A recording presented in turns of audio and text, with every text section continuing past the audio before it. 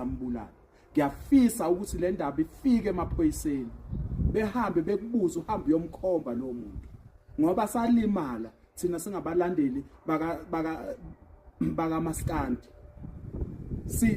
so umndeni ka TikTok salimala ngokuhamba kaDubula kanti wena uyazi ukuthi wabulawa bani. Ngiyafisa ukuthi amaphoyisa afike kuwena akubuze ahambe noma umndeni okaDubula uhambe uye kuwena ukuthi hambe uyokhomba lo muntu wabulala uDubula ngoba kuyacaca ukuthi uyazi kwenziwa yini ukuthi uzokhuluma zona lezi indaba manje ubuthuleleni sonke lesi sikhathi.